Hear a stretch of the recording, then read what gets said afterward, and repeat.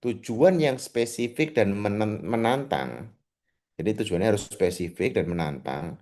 Itu mengalahkan lakukan yang terbaik hampir di semua konteks. Efeknya bisa sangat-sangat bagus, sangat-sangat besar terhadap kinerja. Jadi kayak tujuan yang spesifik dan menantang gitu. Contoh, teman-teman lihat saya gemuk lah ya sederhananya. 1,5 tahunan yang lalu saya sama Mas Hugo ke Everest. Karena kami melihat Everest ini gunung tertinggi di dunia, base campnya aja 5.000, berapa Mas? 300 gitu. Meter, Lobuje 6.000 meter dan seterusnya. Kita ya semangat banget gitu. Kita latihan, kita training, kita maraton, kita jalan kaki 60 kilometer dan seterusnya. Karena jelas banget ada tanggal keberangkatannya. Kalau nggak salah dulu tuh kapan ya Mas Hugo ya? September ya atau Oktober ya? Dua, Oktober akhir, Bang. Oktober akhir, tanggal 29 Oktober. Katanya 28 Oktober, aku ingat aja Sumpah Pemuda benar. 28 Oktober. Itu karena ada tanggal yang spesifik, 28 Oktober udah punya tiket ke Nepal. Ya mau nggak mau, sebelum 28 Oktober, seminggu sebelumnya, 2 minggu sebelumnya, beli peralatan, latihan, persiapan, dan seterusnya.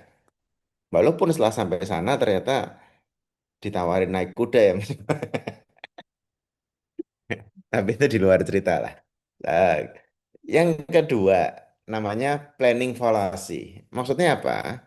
Justru terlalu optimis antara, wow kita pasti apa minggu depan bisa ini atau bulan depan kita berhasil itu gitu.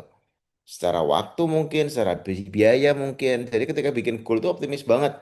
Itu kenapa makanya ketika orang bikin goal akhir tahun atau awal tahun semangatnya bukan main. Tapi menarik, nanti nggak sampai 6 minggu atau nggak sampai pertengahan Februari, itu 90% orang udah hilang dari goalnya yang di semangat banget tanggal 1 Januari itu.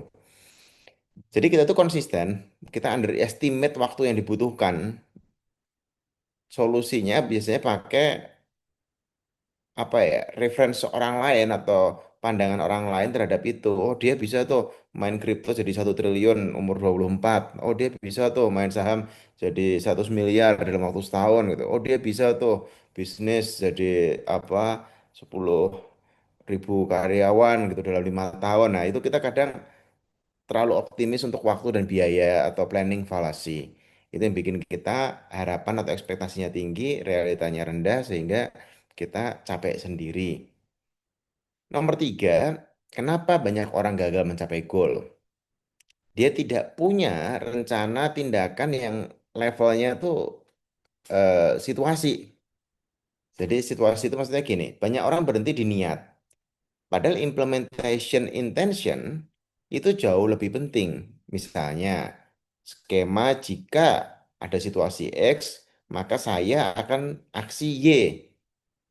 Itu ternyata menaikkan peluang tercapainya goal dengan efek yang sangat besar dari 94 studi yang pernah dilakukan. Jadi maksudnya gimana? Kita bikin goal sama planning, sama target, sama rencana, sama action plan itu biasanya cuma satu. Padahal kalau kita bikin rencana itu boleh pakai jika maka rencana itu akan lebih bulletproof. Oh, saya mau ke kantor naik motor. Good. Jika hujan, maka saya akan pakai gokar. Kan enak ya. Tapi kalau enggak, kita hujan nggak jadi ke kantor karena hujan gitu. Atau jika hujan, saya akan pakai jas hujan. Jika hujan, saya akan bawa mobil sendiri. Jika apa namanya hujan, saya akan kerja dari rumah, WFH gitu.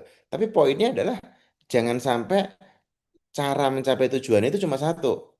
Tujuannya satu boleh banget, tapi caranya dikasih yang namanya rencana tindakan menggunakan situational level. Artinya implementation intentionnya dibikin skema. Jika situasinya X, maka aksi saya akan Y. Jika situasinya A, maka aksi saya akan B gitu. Jadi misalnya teman-teman mau jualan barang gitu. Kalau barangnya laku, stoknya nggak ada, maka akan gini. Jika stoknya masih banyak, barangnya belum laku, maka situasinya gini. Nah, bermain sedikit strategi di situ, bikin kita akan punya jauh lebih banyak planning untuk mengeksekusi sesuatu. Nah,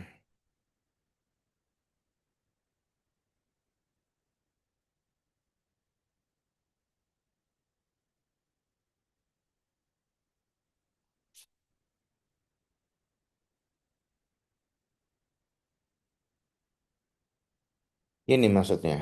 Hmm, Teman-teman perlu membuat sebuah skenario di mana rencana itu ya kemungkinan besar tidak akan mulus. Sehingga kalau rencana ini nggak berhasil, rencana 2, 3, 4, dan 5. Banyak orang megang-megang teguh rencananya, lupa kalau rencananya tidak membawa ke goalnya. Kita nomor 3. Nomor 4, yang kita andalkan adalah motivasi, bukan sistem dan kebiasaan.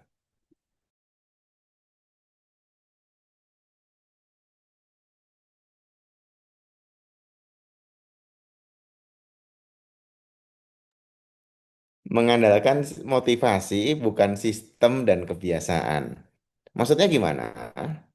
Pembentukan kebiasaan di dunia nyata itu rata-rata butuh 66 hari sampai terotomatis. Jadi butuh desain rutinitas yang konsisten, bukan sekedar semangat. Contoh gini, misalnya saya nggak mau kurus, bener-bener nggak mau kurus, bener-bener nggak mau kurus. Tapi setiap hari saya nge-gym 4 jam, 2 jam pagi hari, 2 jam sore hari. Siang saya jogging selama 10 sejauh 10 kilometer, 2 jam. Saya makan sehari cuma sekali, tidur cukup. Saya nggak mau kurus, tapi itu yang saya lakukan tiap hari. Kemungkinan besar, bukan kemungkinan besar, hampir pasti saya tetap akan kurus.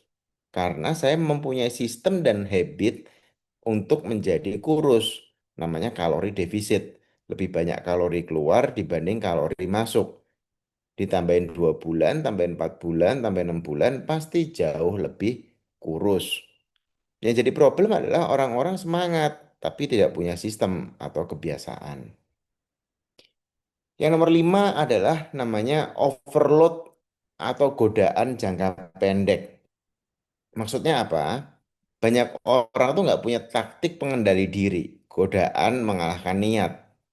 Ada teknik-teknik seperti temptation bundling yang meningkatkan olahraga. Jadi kayak adalah godaan-godaan jangka ini yang justru harus dibandingkan gitu bahwa kalau yang wajib dengan yang nikmat kita gabung. Oh kalau aku lari 10 km aku boleh sauna sejam gitu. Oh kalau aku empat waktu saya akan nonton bioskop gitu. Di sekalian aja nggak apa-apa. Atau saya tidak akan makan nasi sebelum mendapatkan 1 miliar pertama gitu. Sederhana banget tapi capek ngurusin temptation itu. Nomor 6, kenapa banyak orang gagal? Karena nggak ada mekanisme untuk paksa diri. Jadi produk tabungan dengan komitmen, misalnya tiap bulan dipotong berapa atau apa dan seterusnya. Banyak orang tuh kita zaman sekolah ada sistem, ada kurikulum. Hari Senin jam 8 belajar bahasa Indonesia, 9 matematika, 10 bahasa Inggris dan seterusnya. Tapi habis itu hilang semua. Nah, eh, gimana caranya biar goalnya bisa tercapai? Yang pertama tentu ya namanya mengubah hasil akhir menjadi mitra apa ya?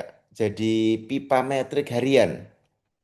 Target tahunan dijadiin bulanan, dijadiin mingguan, dijadiin harian. Itu gampang banget. Tapi kalau teman-teman punya papan skornya akan jauh lebih powerful. Papan skor itu apa? Di dinding tertempel bisa dilihat. Kemarin kita lihat, oh sekarang udah berapa menit nih? 10 menit. Oh udah menang Indonesia 1-0 gitu kan. Karena penalti. Oh, menit berikutnya Kak satu sama. Ya, singkat cerita jadi 3-2. Kita tahu pertandingannya 90 menit, kita tahu skor kita berapa. Jadi semangat. Jadi banyak orang ketika sudah selesai kuliah nggak ada lagi bikin kurikulum minggu ini apa yang mau diselesaikan, bulan ini apa yang mau diselesaikan dan seterusnya. Sehingga pipa metrik harian itu nggak muncul. Mas Hugo jago banget tentang ini. Yang kedua adalah ternyata cara kerja manusia itu menggunakan sistem Parkinson's Law. Parkinson's Law maksudnya apa? Kita perlu menerapkan jika maka di semua titik krisis. Misalnya jika jam 9 maka follow up 20 prospek pertama. Atau jika belum deal satu customer, saya belum makan siang. Mainan kecil-kecil aja itu format ini akan jadi sangat signifikan untuk meningkatkan eksekusi. Karena kita menggunakan sederhananya jika maka. Dan seterusnya, masih banyak banget dari mulai akuntabilitas publik, scoreboard yang terlihat, batasi pilihan, friksi negatif, tambah friksi positif gitu. Termasuk deposit komitmen gitu yang hangus kalau nggak tercapai gitu. Sampai oh kita mendesain kebiasaan 66 hari gitu dan seterusnya. Sekarang, tadi Mas Uko udah ngomongin sebuah konsep yaitu bawah sadar. Apa yang dimaksud bawah sadar dalam konteks goal? Secara sederhana, otak manusia itu terbagi menjadi dua sistem sederhana ya. Yang sistem satu itu sistem yang cepat dan otomatis. Sistem kedua adalah yang lambat dan sadar. Jadi target tercapainya konsisten itu saat perilaku kunci kita pindah ke mode cepat atau otomatis. Misalnya teman-teman dulu pertama kali latihan mobil manual. Itu kita mikir itu yang namanya gas, rem, kopling, mindah gigi, ngelihat depan, spion, apa belakang, speedometer, bensin, apalah itu mikirnya luar biasa. Mesin masih bisa mati-mati, pas tanjakan bingung dan seterusnya. Berapa lama? Bisa jadi ya seminggu, 2 minggu, 3 minggu pertama. Setelah itu ya kita jauh lebih lancar, jauh lebih mudah, jauh lebih gampang. Sampai-sampai yang namanya nyetir mobil mau sambil main handphone, sambil ngobrol, sambil diskusi, sambil dengerin radio, sambil apa dan seterusnya, sampai juga gitu. Kenapa? Karena yang awalnya ini berat banget, itu sudah geser ke sistem yang gampang banget gitu. Ini paling enak kalau ngelihat kita punya anak kecil tuh, awalnya dia belajar sesuatu tuh ya kayak pusing, bingung, berat gitu. Tapi setelah repetition, nah kata kunci repetition, mother of all skill, itu banyak banget yang jadi mudah, jadi gampang, jadi cepat. Anak kecil nggak bisa pakai baju sendiri dulu umur 1 2 tahun.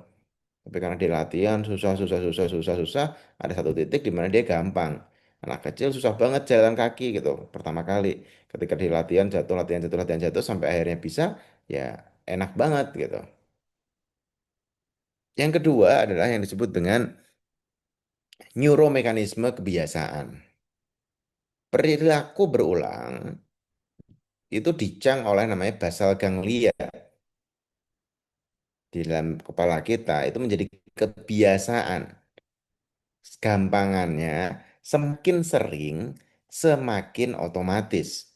Ini yang membuat eksekusi bisa terasa dengan sangat kuat tanpa usaha. Nanti bahkan saat tidur itu ada konsolidasi memori. Otak tuh kayak ngecor pola baru, skill, rutinitas saat tidur. Menjadi bagian setelahnya. Makanya nanti diulang lagi, repetition dan repetition. Dan ini berlaku untuk semua hal. Kalau teman-teman baca misalnya satu minggu satu buku gitu. Secara teori minggu-minggu awal paling susah, semakin diulang semakin gampang. Tapi pengulangan saja tidaklah cukup untuk kita mencapai sebuah goal. Harus ada yang namanya input yang baru. Oh, aku pengen baca buku rutin. Oke, good. Inputnya apa? Cara bagi waktu kah? Inputnya apa? Baca cepat kah? Baca kilat kah? Speed reading kah? Quantum reading kah? Oh, inputnya apa? Kita belajar cara main mapping. Inputnya apa? Kita belajar cara milih buku yang terbaik untuk hidup kita. Inputnya. Tapi selalu ada pembelajaran agar kita lebih bisa masukin yang namanya repetitionnya untuk pembelajaran. Tadi malam saya cerita lah ke teman-teman ada yang coding, developer, programmer dia, coder. Ya sebenarnya oke kamu coding 8 jam sehari, tapi kalau bisa 4 jam seharinya belajar tentang coding. Apapun itu, bikin kurikulum. Misalnya bulan ini kurikulumnya belajar bahasa pemrograman yang baru atau belajar tentang AI. 4 jam sehari belajar AI, AI, AI, AI, AI, AI. bulan depan kemampuan coding dia jauh lebih bagus karena dia menguasai AI misalnya.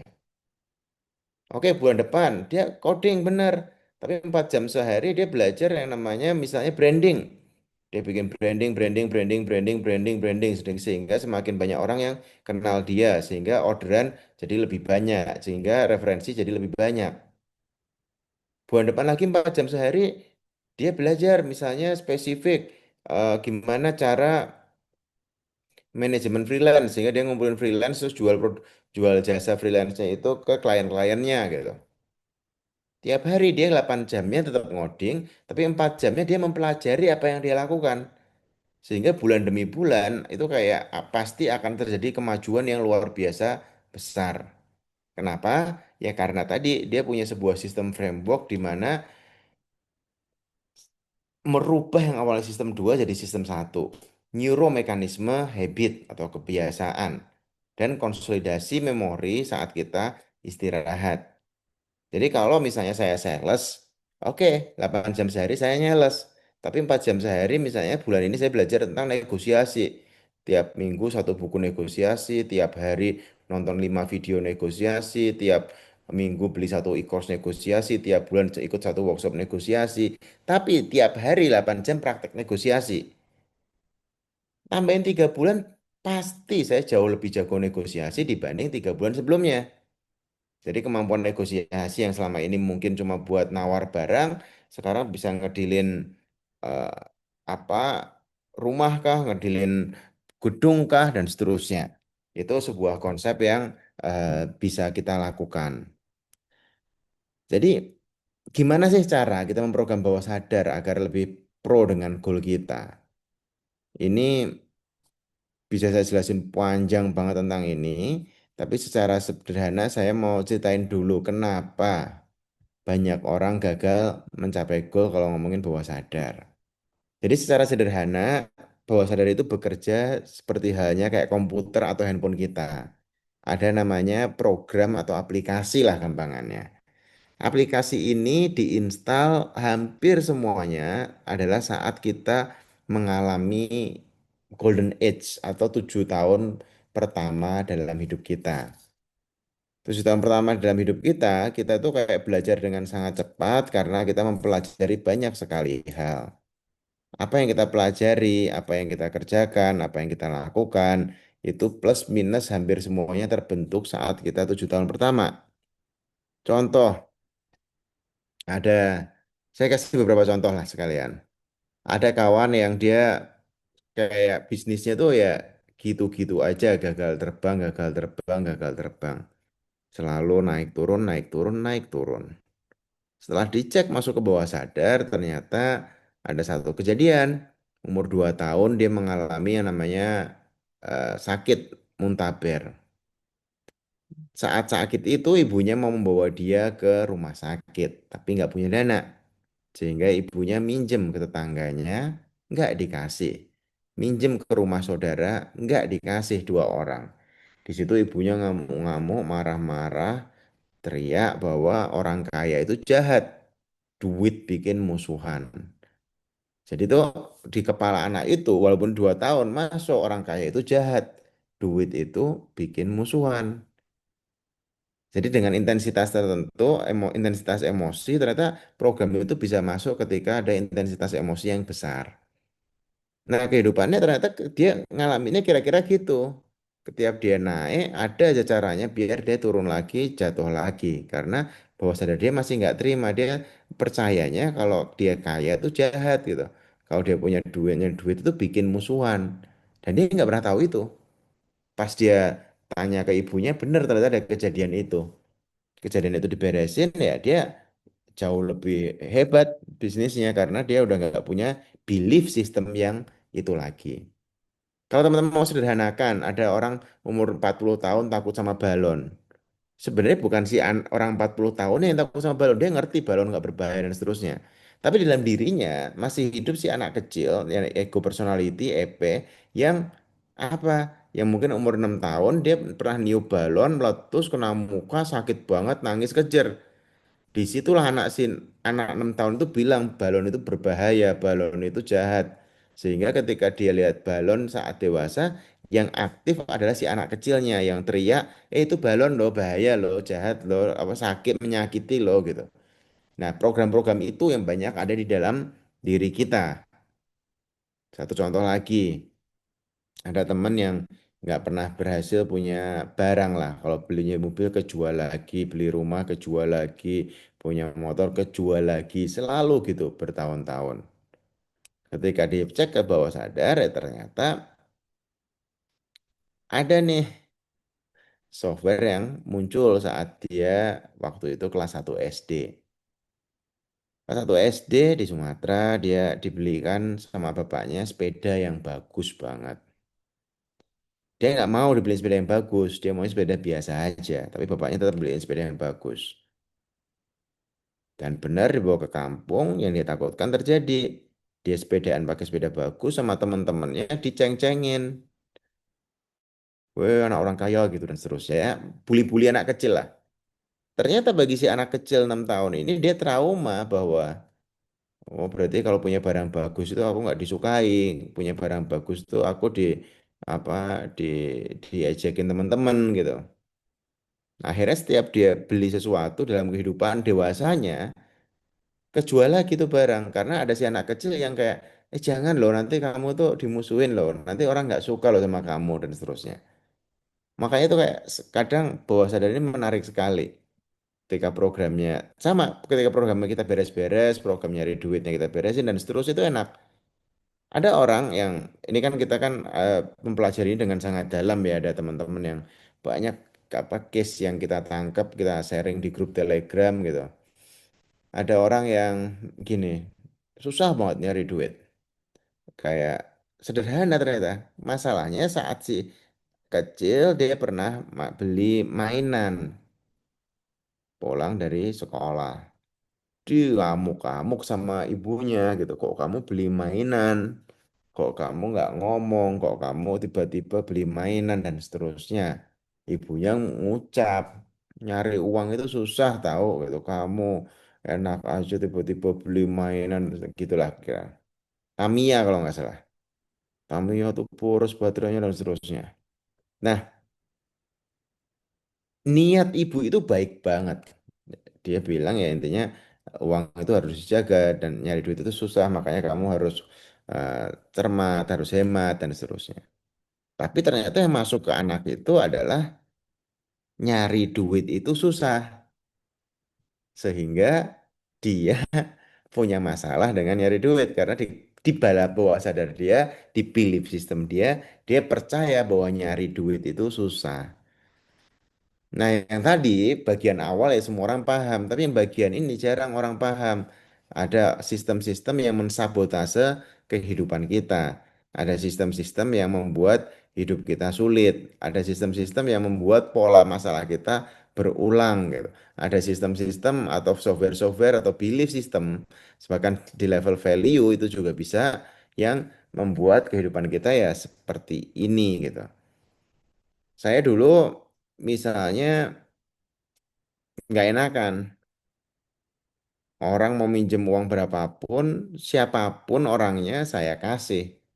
Ada yang minjem 5 juta dulu ya dikasih, ada yang minjem 20 juta dikasih gitu. Ada yang pernah minjem 300 juta dikasih gitu. Ada yang minjem 1 miliar kasih, 2 miliar kasih, 8 miliar pernah ada dikasih juga. Itu kayak orang tuh tahu saldo kita berapa gitu, sederhananya gitu. Nah, ketika saya cari tahu ternyata bukan karena saya orang baik, karena ada program bawah sadar saya yang nggak enak. Ada mantan, ada karyawan bapak saya waktu saya kecil itu udah kerja sama bapak saya 20 tahun. Mungkin dia masih gitu-gitu aja lah, kerja pagi siang malam, Senin sampai Minggu tinggal di kantor, tapi ya posisinya mungkin gampangannya kayak OB tapi bukan OB lah, general lah, general affair. Itu kayak yang kasihan banget gitu. Nah, saya tuh ngerasa tiap orang tuh mungkin kayak dia gitu. Dia butuh banget, kasihan banget, udah berjuang keras dan seterusnya. Dan saya punya duit gitu. Gak apa-apa, saya bantu. Karena saya nggak enak nolak, nggak enak nanti kalau dianggap nggak punya duit, nggak enak kalau dianggap jahat karena nggak mau membantu. Nah, Selama software itu masih ada ya saya masalahnya waktu itu berulang, duit habis buat minjemin orang, orangnya hilang, duitnya hilang. Hilang tuh maksudnya ya ada lah orangnya, tapi ya teman-teman tahu lah nagih ke kenalan itu sesulit apa ya. Itu yang ditagih lebih galak dibandingkan nagih dan seterusnya. Tapi setelah itu diberesin ya ketika ada orang minjem bilang enggak ya biasa aja. Enggak ada enggak ada masalah sama sekali. Jadi ini poin di mana kita mempelajari. Begini loh kerja pikiran dan ketika kita memahami kerjanya, kita bisa melakukan perubahan-perubahannya. Oh, berarti aku mau mau ngilangin softwareku yang bikin aku suka nunda. Oh, aku mau nambah software yang bikin aku rajin gitu. Oh, aku mau masukin goalku ini ke bawah sadar agar bawah sadar itu sepakat. Kenapa? Karena bawah sadar itu sebenarnya banyak. Saya mau jelasin dikit, misalnya contoh, eh nah, kita bikin whiteboard. Oke, misalnya ada namanya Mas Heri. Mas Heri ini dari toko Kodeko. Belanja lengkap, harga oke. Kodeko, toko Kodeko. Menarik. Ini namanya Mas Heri. Kita jadikan contoh karena pakai video ya Mas Heri ya. Open cam. Oke. Mas Heri bangun pagi, jam misalnya setengah lima pagi. Cek, tiba-tiba ada Heri kecil di sini yang bilang kayak, ayo, ini setengah lima pagi, saatnya kita olahraga, biar kita sehat. Gitu. Saat dia mau olahraga, ada satu Heri kecil lagi di dalam dirinya Mas Heri. Dia bilang, ayo kita baca buku, biar kita pinter. Oh, kan. Ayo baca buku dong biar nambah wawasan. Great leader is great reader. Wah, kalau pemimpin yang hebat itu adalah pembaca yang hebat gitu. Udah bingung nih antara mau jogging atau mau baca buku sama-sama bagus. Tiba-tiba ada satu Harry kecil lagi nih yang dia bilang, daripada itu semua mending kita meditasi biar kita tenang. Karena ketenangan itu kata kunci, clarity, kita tahu apa yang kita mau, kita rilis emosi kita sehingga kita naik level awareness-nya menjadi lebih bahagia karena goal kita kan bahagia. Wah. Ada satu lagi hari kecil nih yang tiba-tiba dia bilang, wah ini kan apa kita habis sholat subuh nih, baca Quran lah, one day one juz. Paling kan satu juz cuma 1,5 jam, pas nih sampai jam 6 pagi dan seterusnya.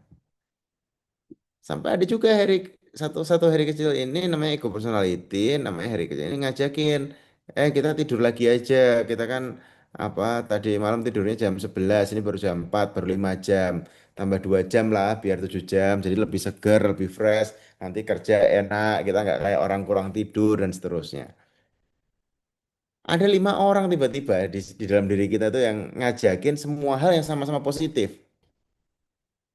Nah ini menariknya, bahwa sadar manusia itu selalu tujuannya positif. Nggak ada satupun bawah sadar manusia yang ngajakinnya negatif.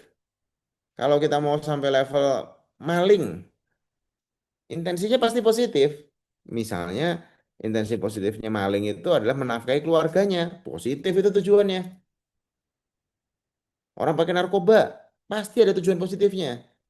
Tujuan positif dia mungkin adalah biar rileks, biar tenang, biar nggak stres. Jadi si bawah sadar kita tuh ngelitikin semuanya dengan tujuan yang positif. Nah, itu dia yang kadang jadi masalah di dalam orang mencapai goal. Namanya inner conflict. Dia mulai sesuatu tapi ngerasa kayak, waduh, bentar. Kan kalau kamu kerja keras nanti istrimu ngambek. Kamu kehilangan quality time sama anak-anak. Wah, Nanti tiba-tiba anakmu gede nggak kenal bapaknya. Tiba-tiba anakmu nanti apa namanya manggil kamu om gitu. Semua positif di dalam diri kita itu. Dan itu yang bikin manusia kadang capek banget dengan semua interkonflik itu. Kayak tadi, bangun tidur tiba-tiba pilihannya mau jogging biar sehat, baca buku biar pinter, meditasi biar tenang, baca Quran biar dapat pahala kah, atau tidur lagi biar seger, kan sama-sama positif semua, nggak ada yang negatif. Nah, yang bikin manusia capek biasanya inner konflik itu. Misalnya dia merasa bahwa oh saya mau apa punya penghasilan 1 miliar sebulan gitu misalnya. Bagus goalnya. Tapi dalam diri kita yang kecil ada yang bilang tadi, oh kalau kamu ngerjain, oh nanti kalau kamu punya duit kamu nakal. Niatnya positif dia, oh jangan punya duit, kalau enggak nanti kamu nakal gitu. Kamu ingat gak dulu kamu punya duit nakal gitu. Atau untuk menuju 1 miliar tuh buat apa? Apa yang kamu cari? Orang istrimu, anakmu cuma butuh kehadiranmu kok, nggak butuh duitmu. Semuanya positif yang menjadi eh, kalau orang sekarang nyebutnya suara hati ya. Tapi saya mau satu video singkat aja, namanya adalah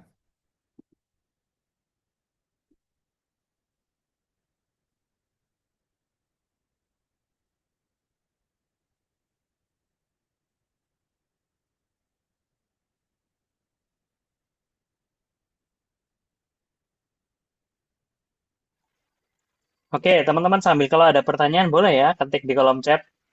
Jadi ini menarik banget pembahasannya. Mas Hugo, Jadi aku belum silakan. berhasil buka YouTube Mas, dibantu Oke, boleh Mas. trailer set out Mas,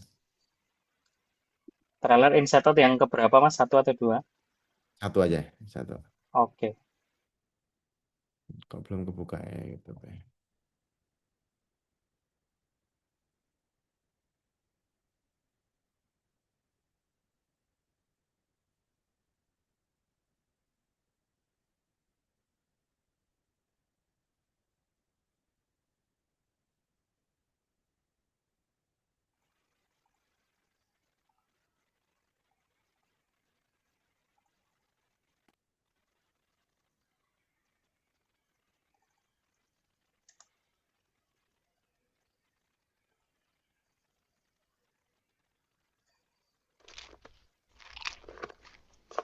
So, how was the first day of school?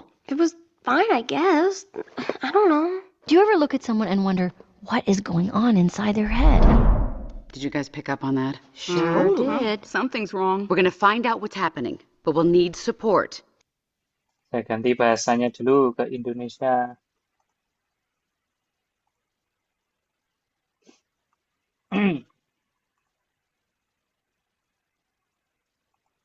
Kalau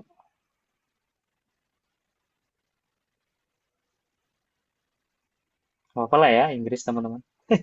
Signal Saya the tiba-tiba lupa.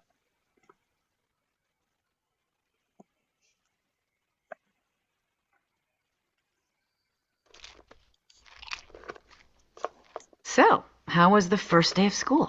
It was fine, I guess. I don't know. Do you ever look at someone and wonder what is going on inside their head? Did you guys pick up on that? Sure did. Something's wrong. We're gonna find out what's happening, but we'll need support. Signal the husband. With a nice pass over to Reeves, comes across center ice. Uh-oh, she's looking at us. What did she say? What? Oh, sorry, sir. No one was listening. Is it garbage night? We left the toilet seat up. What? What is it, woman? What? Signal him again. Ah, so, Riley, how was school? You gotta be kidding me. For this, we gave up that Brazilian helicopter pilot?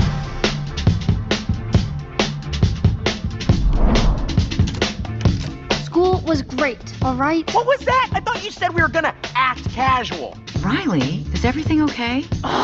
Sir, she just rolled her eyes at us. All right, make a show of force. I don't want to have to put the foot down. No, not the foot. Riley, I do not like this new attitude. Oh, I'll show you attitude, old man. No. Breathe. What is your problem? Just leave me alone. Sir, reporting high levels of sass. Take it to DEFCON 2. DEFCON 2. I don't know where this disrespectful attitude came from. You want a piece of this, Pops? Yeah, well, look. Prepare the foot. Keys to safety position. Ready to launch on your command, sir. Just shut up! Fire! That's it. Go to your room. The foot is down. The foot is down. Good job, gentlemen. That could have been a disaster. Well, that was a disaster.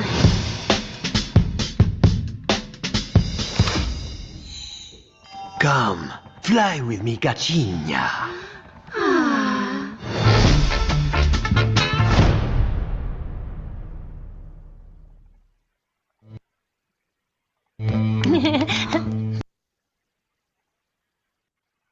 Oke, thank you Mas Hugo. Itu tadi menjelaskan bahwa di dalam diri kita itu banyak diri kita. Ada yang semangat untuk ngajakin tadi olahraga, ada yang semangat untuk ngajakin meditasi, ada yang semangat ngajakin baca buku, ada yang semangat ngajakin tidur lagi. Itu semuanya kayak di ruang kontrol tuh rebutan gitu.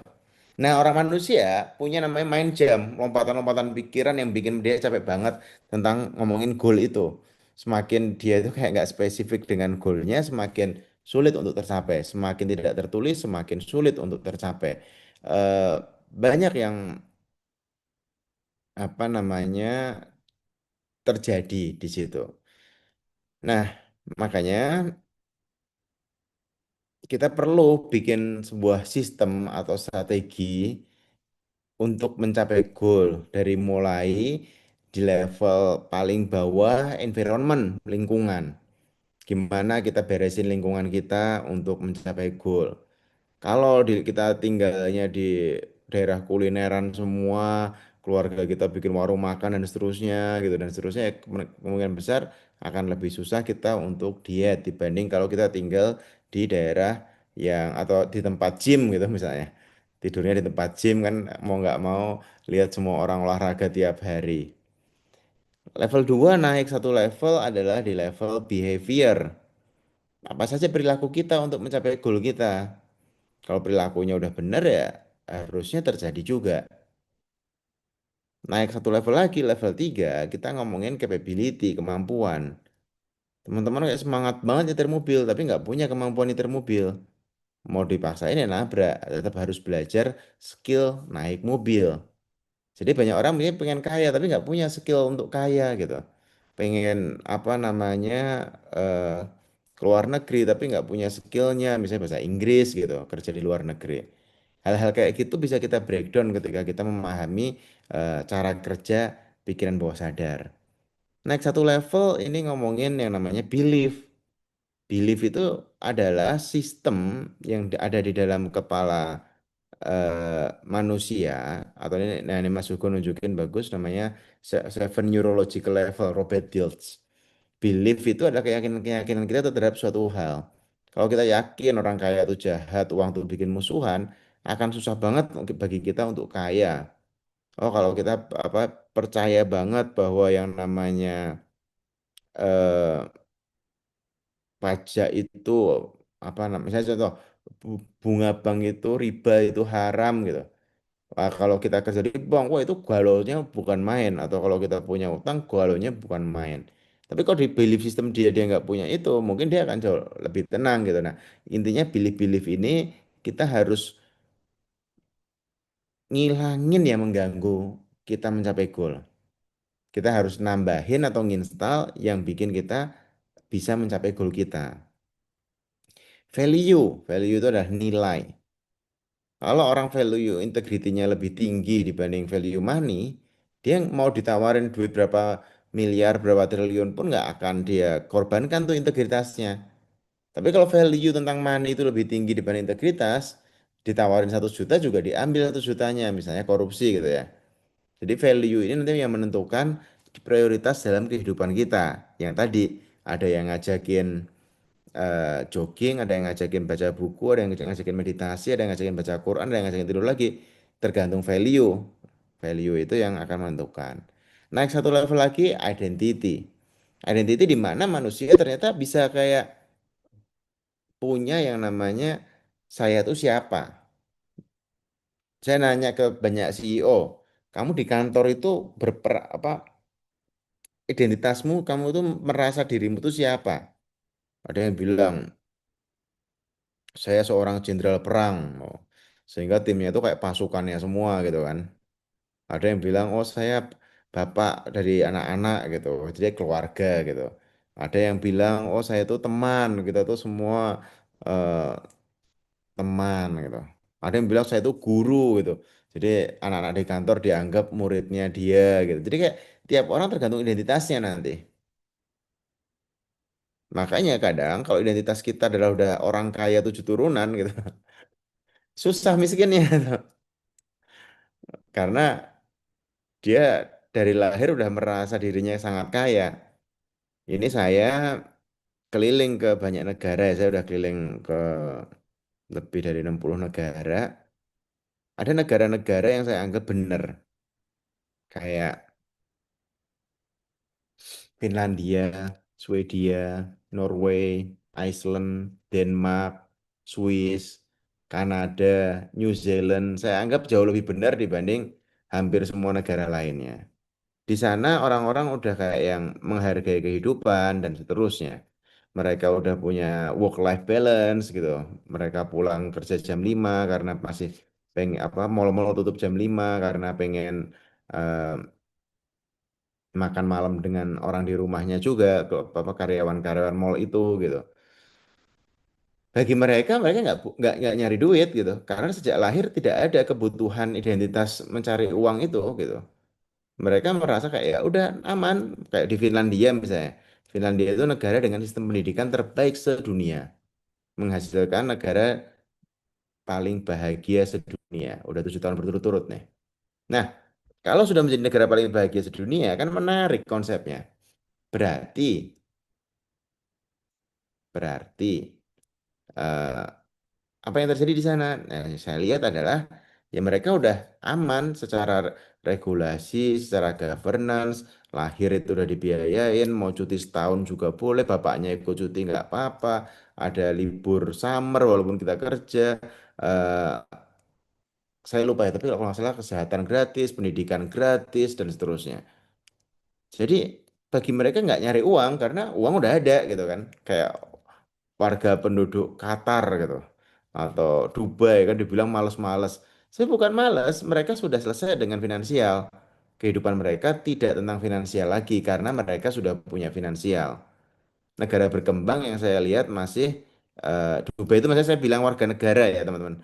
Warga negara Qatar, warga negara Dubai, citizenship itu mereka sudah ditanggung negara untuk hampir semua hal. Sehingga goal mereka bukan uang lagi. Nah itu bawah sadar semua, identitas semua. Walaupun, nah ini kita punya studinya juga, banyak anak orang kaya itu bermasalah sekali ternyata dalam kehidupannya, dalam cara pandangnya, sudut pikirnya, apa kok tentang keuangan bahkan setelah kita teliti ternyata yang ditanamkan ke bawah sadar si anak-anak orang kaya konglomerat-konglomerat ini bukan bawah sadar orang tuanya yang kaya raya. Tapi yang masuk ke dalam bawah sadar mereka menjadi belief, menjadi sistem, menjadi value, sampai menjadi identity itu ternyata adalah pola pikir, belief, value, identitinya siapa? Babysitternya, pembantunya, asisten rumah tangganya, supirnya, tukang kebunnya gitu. Karena literally dari 24 jam sehari bisa jadi 16 jamnya itu atau 14 jamnya mainnya sama mereka. Pembantunya lagi chat sama pacarnya curhat gitu kan. Itu yang masuk ke bawah sadar si anak-anak orang kaya ini itu kita melakukan riset ya itu agak miris juga sih. Makanya di Finland itu disebutkan bahwa eh, tingkat kesuksesan seorang anak nanti kalau dewasa itu sangat ditentukan dengan seberapa besar gaji guru TK dan SD-nya. Wah, ini menarik statement ini. Kenapa? Karena ternyata, atau saya cerita dikit lah, kita sempat bikin kantor di Finland juga. Eh, dia itu membuat sebuah desain untuk jadi guru di sana. Sistem pendidikan itu paling lama, paling panjang. Kayak kedokteran lah, harus S2, koas, dan seterusnya gitu. Kemudian paling berat seleksinya. Dan menariknya gajinya paling gede. Jadi orang-orang terhebat di Finland itu profesinya guru. Karena secara gaji ngalah-ngalahin profesi-profesi lain. Secara keahlian ngalahin juga sertifikasi atau gelar-gelar bidang lain. Dan benar gaji-gaji yang gede orang-orang terbaiknya ditaruhnya di TK dan SD. Karena mereka percaya TK SD ini membentuk masa depannya mereka. Nah kalau saya nanya gini, kita playgroup TK SD SMP SMA kuliah di Indonesia. Setelah itu diharapkan buat apa? Jawabannya nyari kerja atau nyari duit gitu kan. Nah nyari duit itu kan pertanyaannya diajarkan nggak di sekolah, diajarkan nggak di kampus, diajarkan ada mata kuliahnya nggak, ada mata pelajarannya nggak, semester ini banyak-banyakan nyari siapa yang banyak-banyakan dapat duit nggak, dan seterusnya. Ini kan sebuah paradigma yang menarik. eh, Bahwa cara kerjanya kok beda banget gitu kan. Nah, kenapa kita nggak diajarin cara nyari duit gitu kan? Jawabannya ya mungkin guru-guru kita juga belum berhasil nyari duit. Gimana mau ngajarin kan kalau kalau kalau kata santainya. Nah, diharapkan ini kalau bahasa santainya guru-guru yang punya gaji-gaji gede itu dia udah settle dengan kehidupannya, settle dengan keluarganya, settle dengan keuangan, sosial, kebutuhannya, sehingga ngajarnya bisa lebih joy dan seterusnya.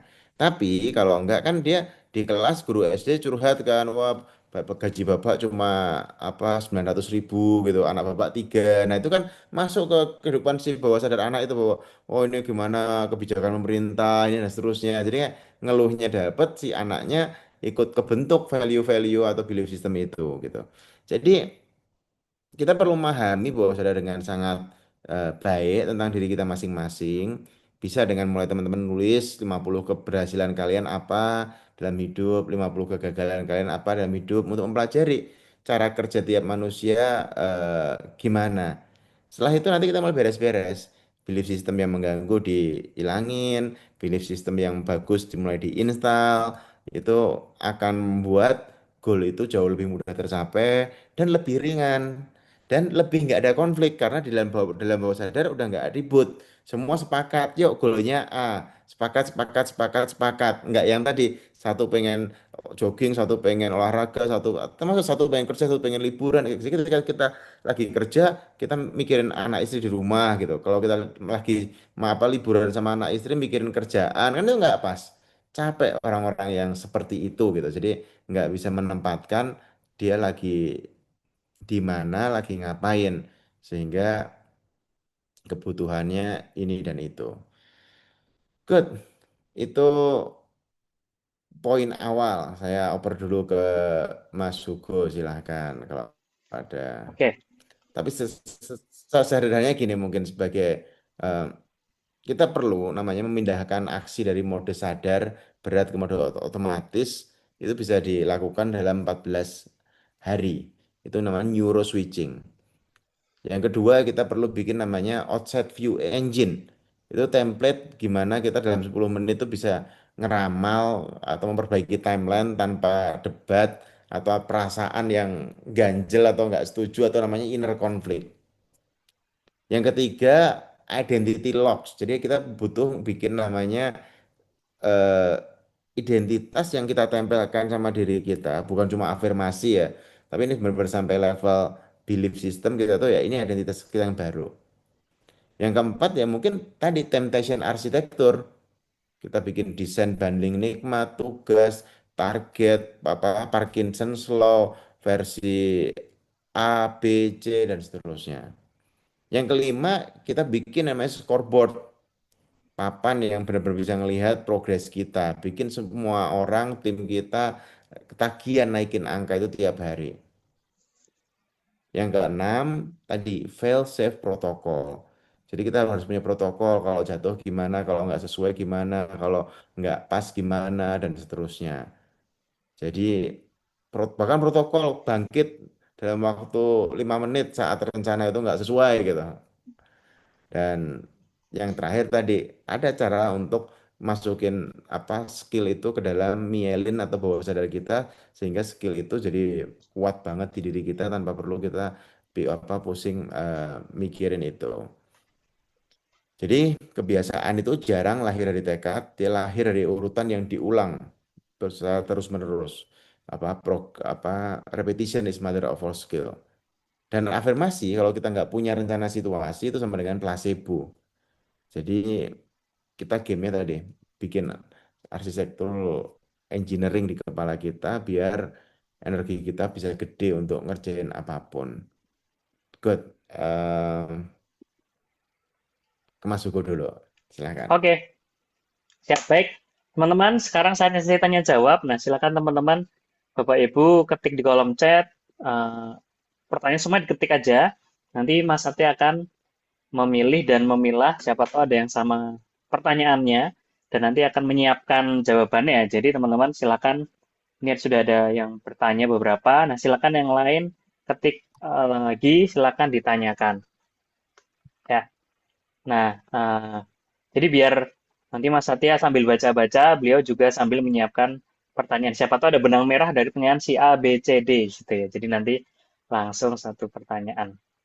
Oke, teman-teman. Oh, ini dari Mas Erdi. Cepat sekali Mas, bisa diulang tadi Mas yang dari timestamp arsitektur. Oh, mungkin diulang sedikit mungkin Mas.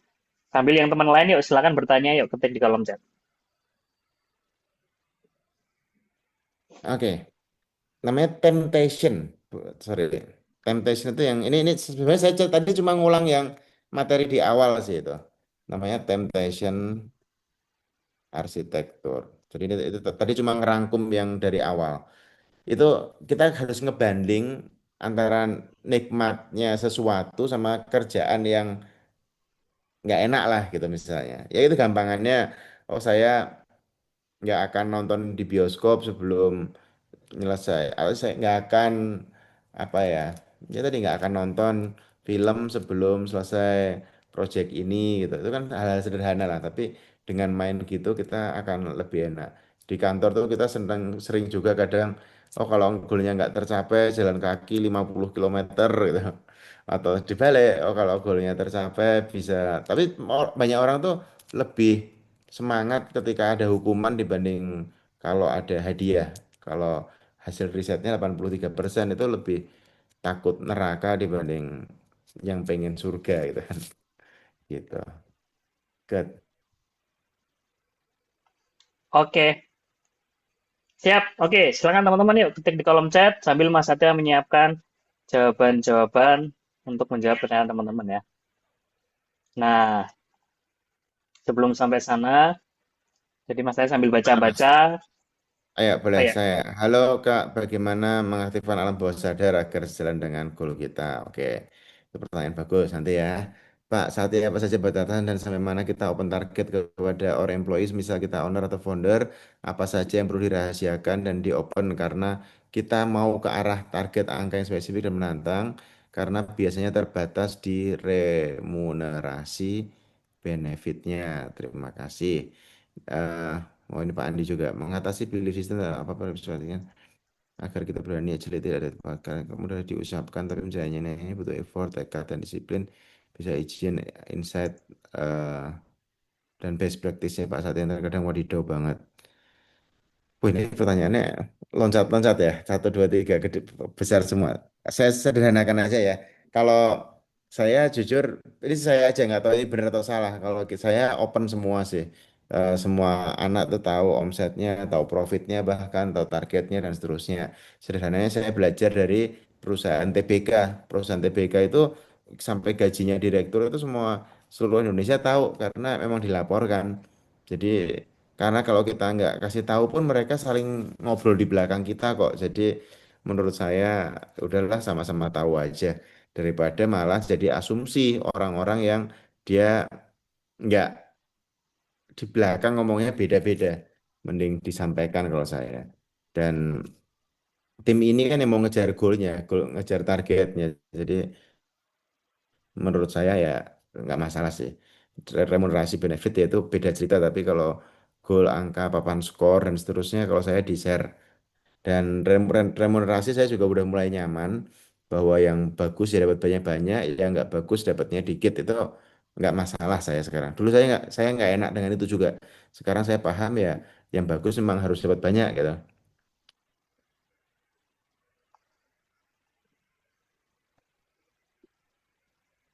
Oke. Eh bagi jadi gimana ya? Hmm, hmm, hmm, hmm. Ya itu sederhananya gitulah. Berikutnya mengatasi belief system terhadap transformasi apa best practice-nya dan ekspektasinya agar kita berani agility ada itu dapat saja karena mudah diucap. Ya, eh, mudah diucapkan tapi jadi butuh effort, tekad dan disiplin. Jadi ini itu belief system juga. Jadi belief system Pak Andi adalah ngucapinnya gampang tapi butuh effort, tekad dan disiplin. Nah, ada juga orang yang bilang ngucapinnya gampang, jalan ini juga gampang gitu kan. Itu kan kayak yang contoh gini. Anak saya umur 3 tahun. Itu di kamar itu kadang kemarin ya sering lah saya ngambil uang gitu di bank. Mau 1 juta, semiliar apa gitu. Itu disebar-sebar di dalam kamar. Sampai saya bilang ke anak saya bahwa apa nyari uang itu gampang banget, nyari uang itu mudah banget, uang itu datang terus, uang itu banyak, uang kamu itu kaya gitu. Tak masukin tuh ke bawah sadar. Jadi anak saya yang 3 tahun, lah, yang 4,5 tahun itu kalau ditanya ya punya duit nggak banyak banget duit saya gitu. Duitku banyak banget gitu. Karena belief system dia itu nyari duit itu gampang banget gitu. Kenapa? Karena itu yang kita install. Dan ini bukan afirmasi kosong ya. Ini kalau bagi saya ada resonansi. Orang yang ngejar duit biasanya nggak pernah dapat duitnya karena dia senang ngejarnya. Orang yang pengen kaya, dia biasanya tetap dapat pengennya. Karena yang dia kejar pengen kayanya. Wah, aku pengen kaya, pengen kaya. Lupa dia masih ada pengennya sehingga dia tetap pengen aja terus sampai kapanpun gitu. Nah, kalau kita bisa mulai merubah resonansi dari nyari duit atau ngejar duit gitu menjadi kayak misalnya aku itu bermanfaat, aku tuh eh, punya energi besar yang bermanfaat buat orang lain gitu. Mau nggak mau, ini kan hukum pertukaran energi. Karena kita sudah ngasih manfaat banyak ya harusnya dengan mudah kita bisa mendapatkan value dari orang lain juga gitu. Atau mendapatkan uang dari orang lain gitu misalnya. Jadi menurut saya eh, belief system kalau transformasi si ada kenapa ada orang riset kenapa transformasi gagal di perusahaan. Salah satunya adalah yang paling terasa tidak adanya sense of urgency. Yang saya pelajari manusia selalu mencapai apa mendapatkan apa yang menjadi keharusan dan kewajiban bagi dirinya. Tapi ketika itu hanya jadi keinginan, biasanya jarang atau sulit untuk tercapai. Tapi kalau sudah jadi keharusan, itu tercapai. Mungkin orang-orang ini kalau misalnya naik motor ya udah dia memang bagi dia naik motor itu nggak ada masalah sama sekali. Tapi bagi orang yang kayak nggak bisa naik motor itu panas kepanasan, hujan kehujanan, anakku udah 3 nih, nggak bisa, udah yang satu SMP, satu SD, satu apa yang 2 SD gitu, nggak bisa naik motor. Ketika dia sudah merubah belief system standar dia, mobil itu bisa terwujud karena bagi dia mobil itu bukan keinginan tapi keharusan. Jadi ini Kotter ngajain bahwa harus ada sense of urgency atau sebuah keharusan kenapa goal ini wajib penting harus tercapai gitu mungkin secara sederhana ini masih tak beres manajer yang Oke, benar dan baik secara target how to set the KPI. Wah, ini oke. siap.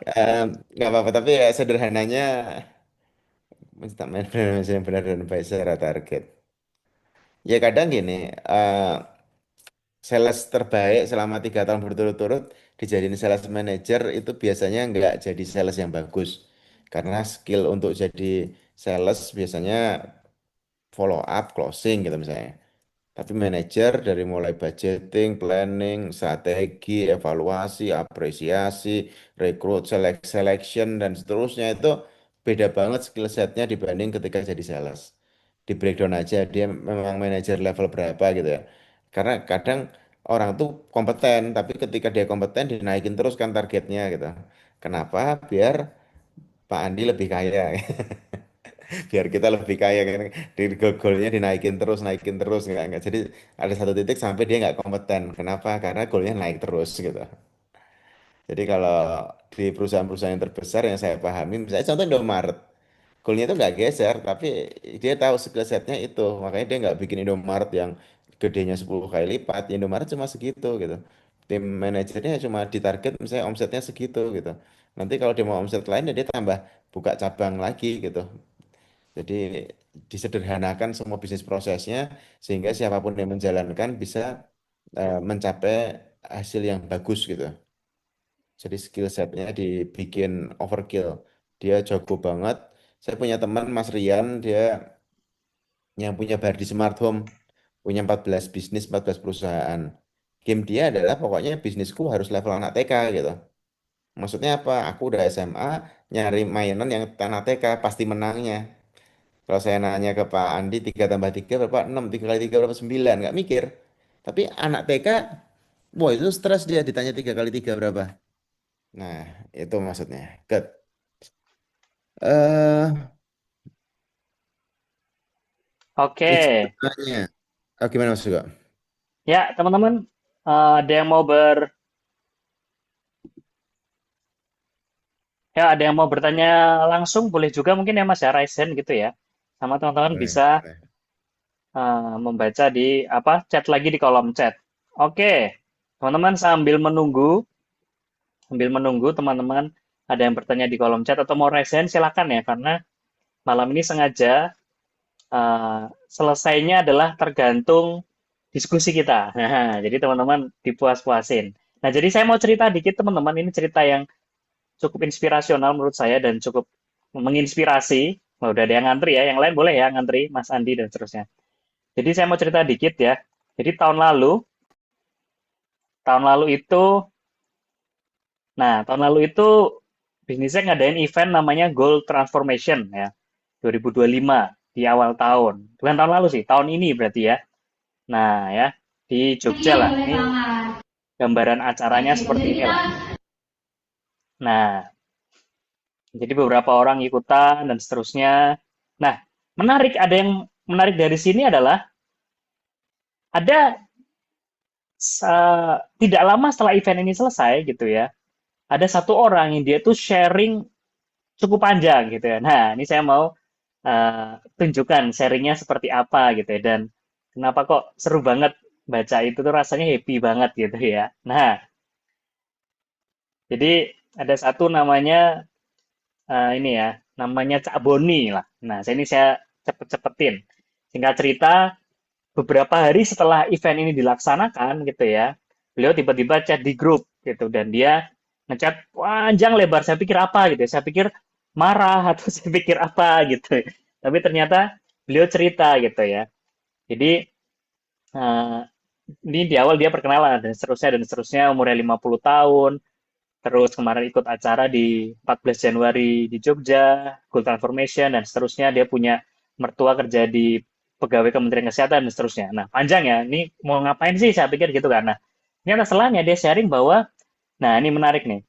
Jadi, beliau ikut acara tanggal 14 Januari gitu ya.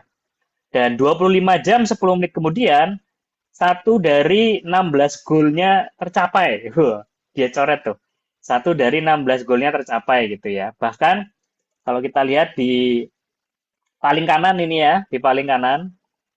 Nah, di paling kanan ini dia menunjukkan nih, wah, setelah berapa hari setelah itu. Nah, nih Rabu 5 Januari terusnya. Nah, setelahnya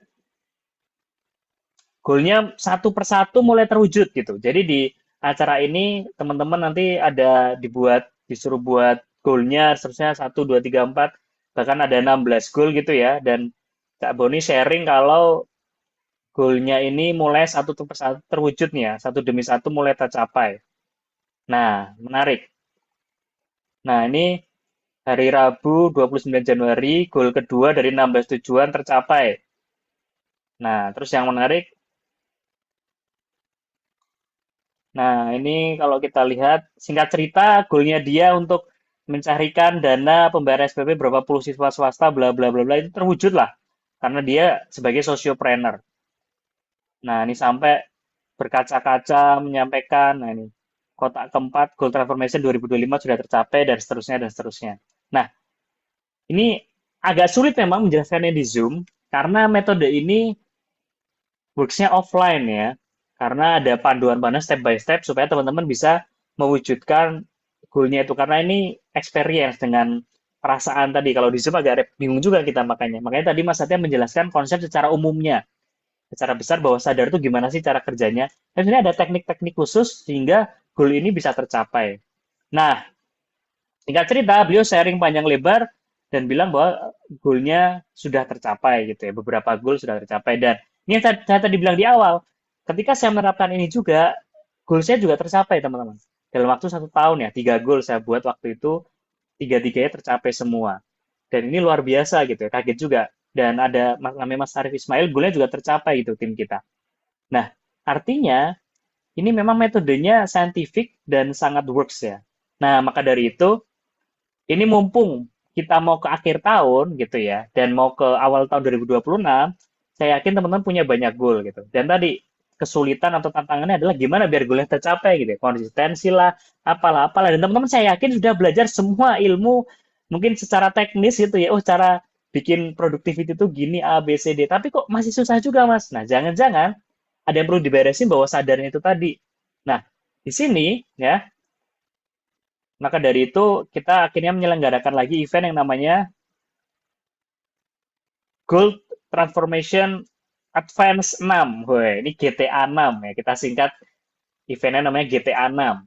Nah, ini jadi menarik banget eventnya, Bapak Ibu. Eventnya 2 hari gitu ya, membuat goal Anda di 2026 benar-benar tercapai. Tagline-nya itu gitu. Tapi kalau teman-teman Mas, boro-boro 2026, 2025 aja goalnya belum tercapai. Bisa juga ya.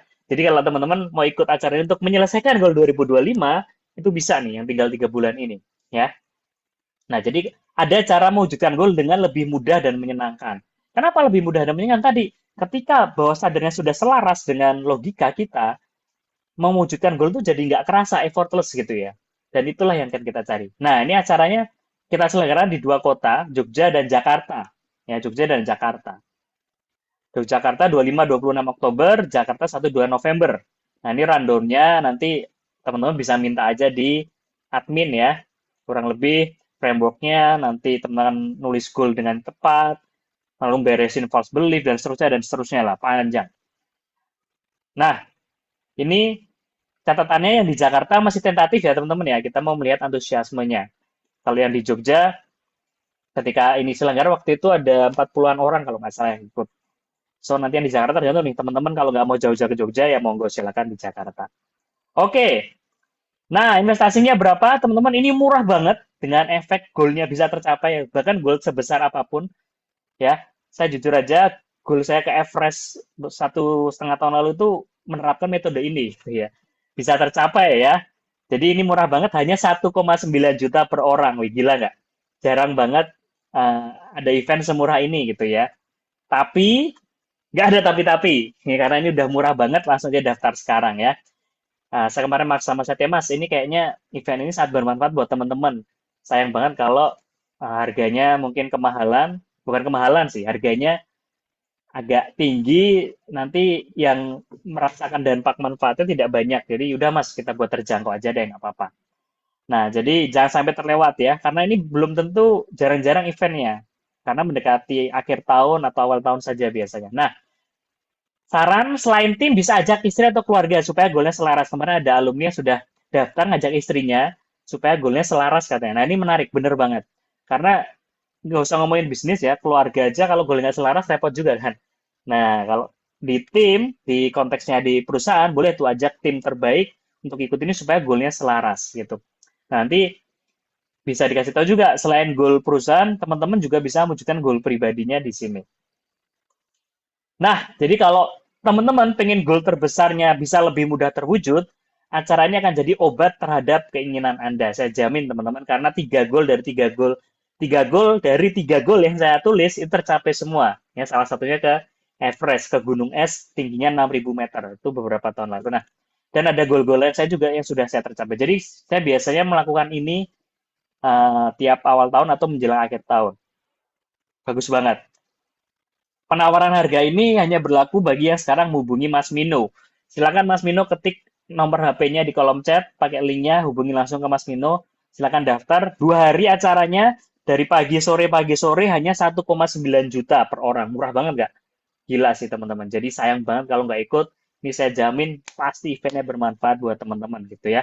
Dan nanti teman-teman juga bisa mempraktekannya ke tim. Harapannya gitu ya. Kalau bisa. Tapi kalau nggak bisa ya ikut lagi aja nanti kalau ada event.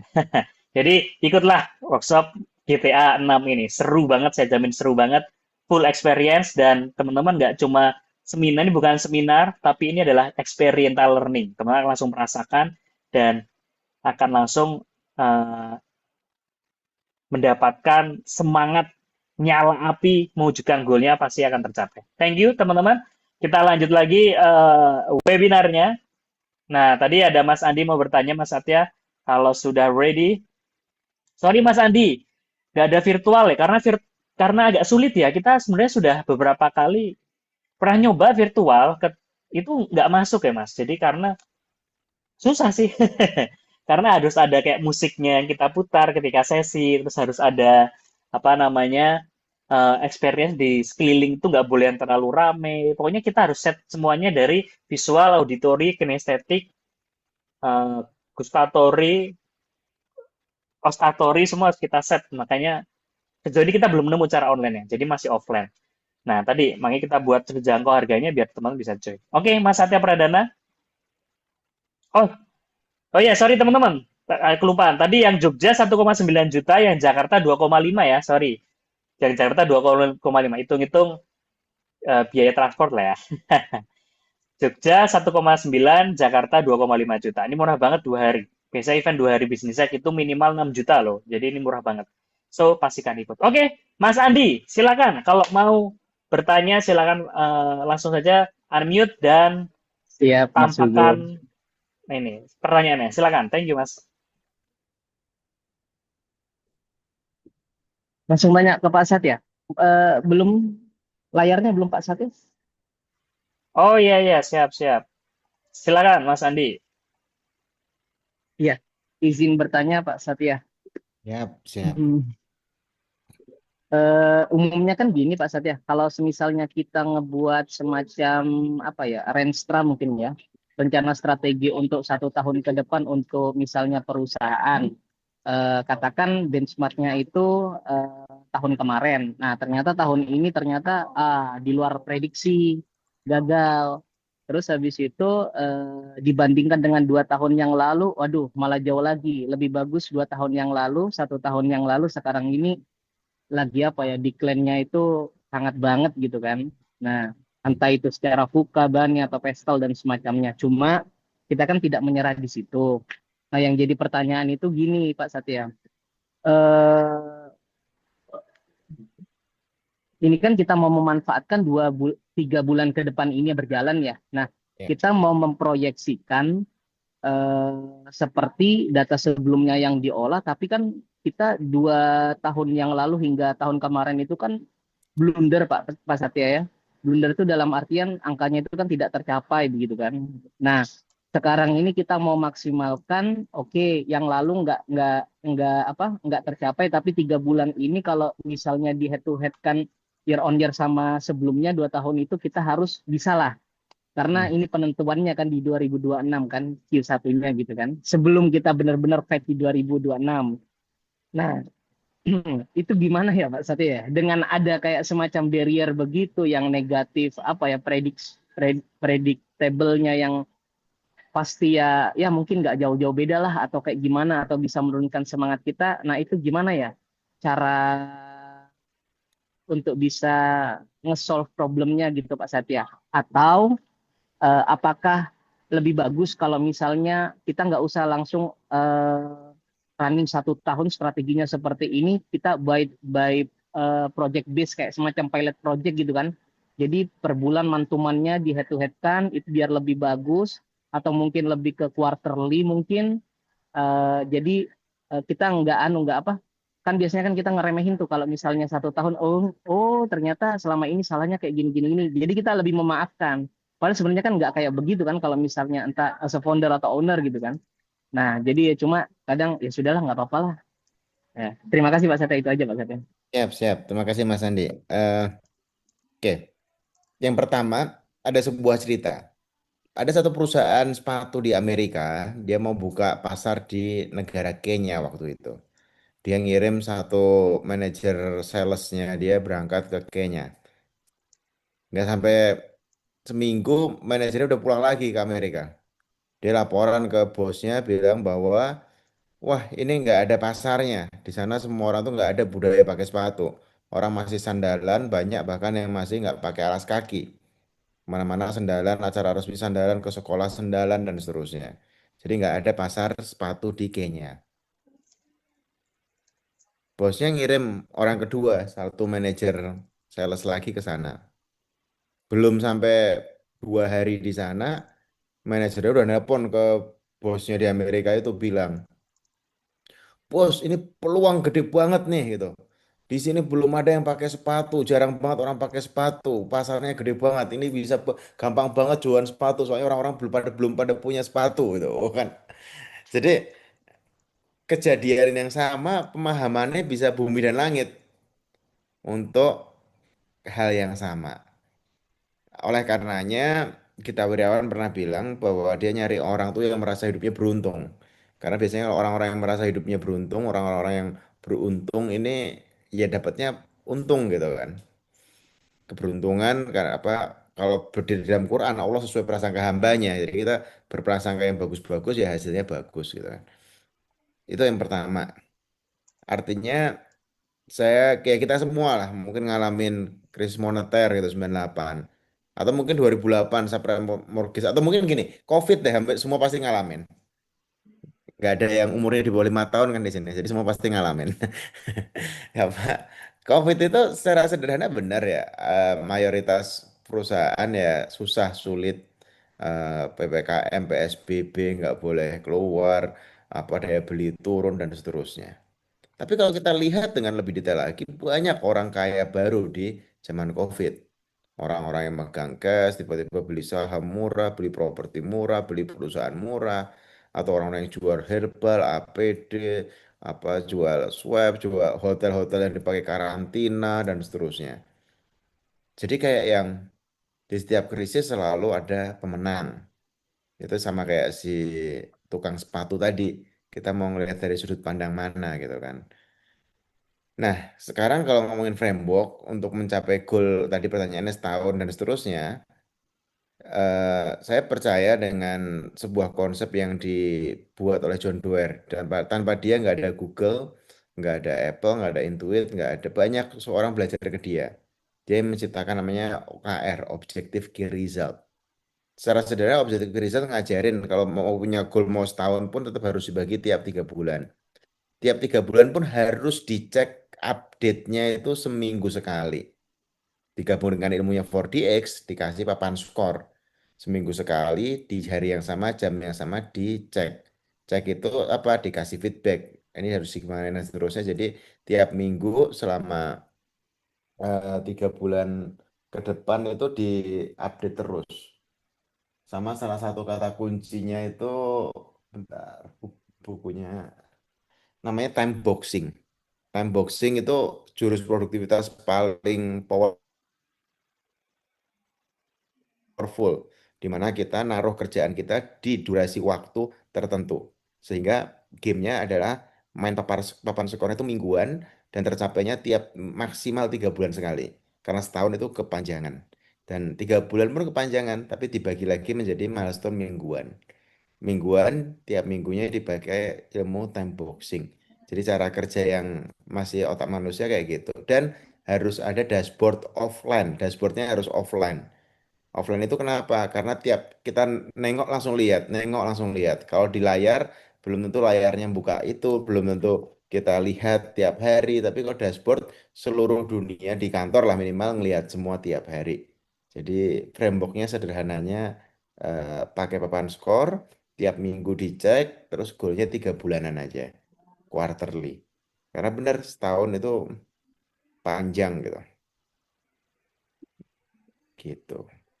Ke gitu Mas Andi ya mungkin masuk ke. Oke, Pak Satya, jelas Pak Satya. Pak Satya, berarti kalau misalnya eh, apakah bisa dipadu-padankan antara time boxing dengan 4DX yang apa leg measure sama leggingnya itu plus sama kanbannya gitu atau harus milih salah satunya?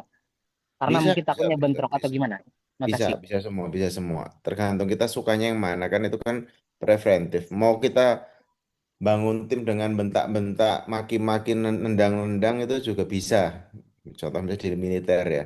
Bangun tim dengan keluargaan ya bisa. Bangun tim dengan profesional kayak BCA bisa. Bangun tim dengan gaya apa kreatif kayak para seniman ya bisa. Jadi pilih satu tapi pastiin kita jago dengan satu ilmu itu. Tapi kalau kita separuh-separuh biasanya itu yang bikin nanggung. Jadi apapun jurus kita pilih satu tapi pelajari dengan dalam sih. Mau OKR ya bagus, mau KPI yang bagus, balance scorecard ya bagus. Saya percaya semua itu bagus kok. Cuma kita kalau bisa yang kita lakukan itu lakuinnya dengan jago gitu, bukan setengah-setengah. Artinya kalau mau pakai OKR ya, please bacalah apa 3-4 buku tentang OKR, tontonlah 20-30 video tentang OKR, ikutlah 1-2 workshop OKR gitu. Terus praktekkanlah OKR sepanjang tahun karena kita udah paham dengan detail cara menggunakan OKR gitu. Mau pakai 4DX juga sama kira-kira gitu. Jadi jangan setengah-setengah tapi satu masuk dalam banget sehingga efeknya luar biasa bagus lah gitu. Terima kasih Pak Satya. Pak Satya boleh satu lagi nggak Pak Satya? Ini penting banget Pak Satya. Oke, siap, siap. Oke.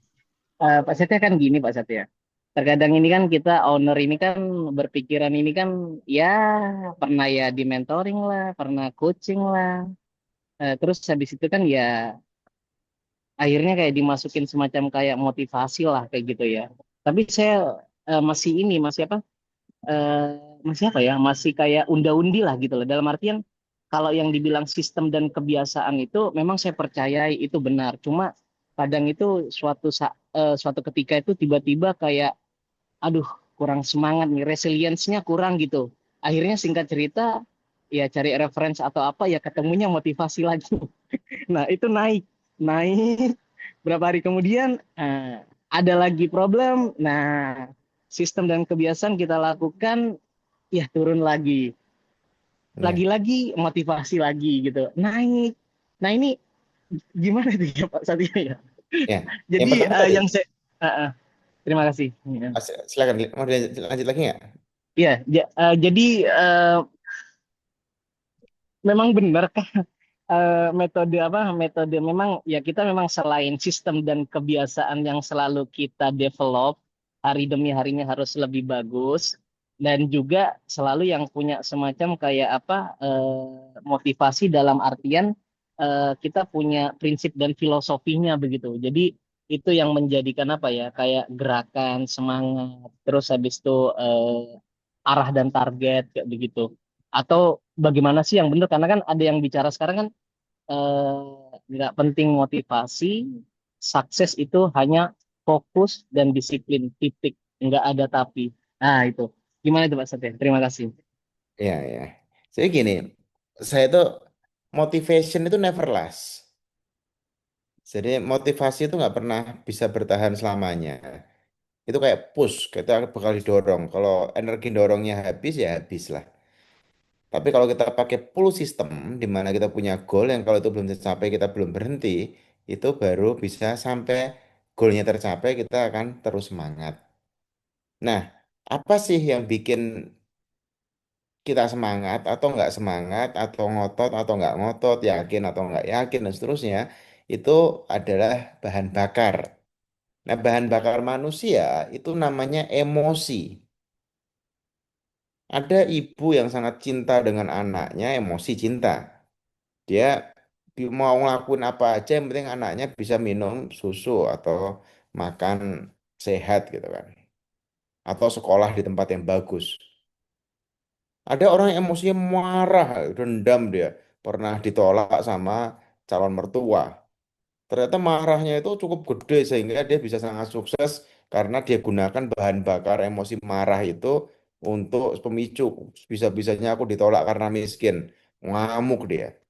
Nah, bahan bakar bawah sadar itu adalah emosi. Nah, terserah mau pakai emosi apa.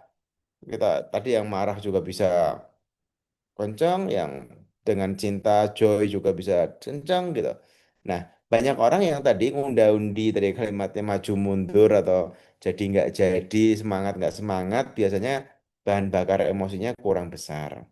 Kenapa kurang besar? Sekali lagi, karena ada inner konflik dalam diri kita tadi. Yang satu ngajakin semangat, yang satu ngajakin istirahat, yang satu ngajakin kerja keras, yang satu ngajakin family time. Jadi kayak ada debat-debat itu loh. Nah, makanya 2 hari itu kenapa offline? Karena benar-benar kita full experience, pengen beres-beresin semua inner konflik itu. Kita mau beresin hal-hal yang apa pada sering ribut debat di bawah sadar, apa software-software yang mengganggu kita untuk apa namanya terbang dan seterusnya. Itu yang dilakukan 2 hari itu kira-kira beres-beres yang tadi unda-undi. Jadi bukan bukan bukan acara motivasi sama sekali.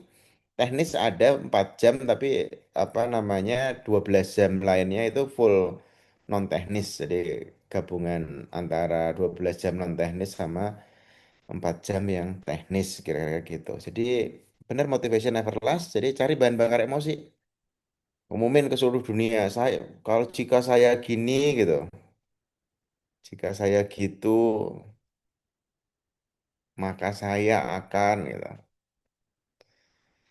Mau berhenti ngerokok, kadang kita tinggal naik ke atas meja di kantor. Siapapun yang lihat saya ngerokok, semua aset saya, rumah saya, mobil saya, untuk kamu yang lihat. Tanda tangan meternya tempel. Berhenti kita ngerokok. Tapi kan itu kan, ya kenapa bahan bakarnya jadi takut gitu. Takut kehilangan semuanya. Tapi itu emosi juga, bahan bakar juga. Jadi kadang kita cuma butuh bahan bakar yang tepat untuk mencapai goal yang kita mau gitu kira-kira. Gitu Mas Hugo mungkin. Terima kasih Pak Setia. Ya, Mas Andi. Saya alumni VO Pak Setia. Terima kasih. Ya.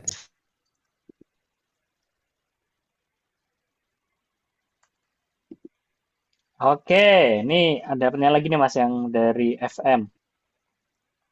Bagaimana mau upgrade orang-orang yang kerjaan masih lemot atau tidak mau belajar? SDM cari yang bagus di desa tidak gampang. Hehe. Mm-mm. Dulu saya percaya semua orang bisa berubah ya. Semua orang bisa maju dan seterusnya. Dari 2011 12 saja saya bisa 100 orang karyawan itu saya ajak ke Singapura, ke Malaysia, padahal level OP, level penjahit, level apa gitu dulu gitu.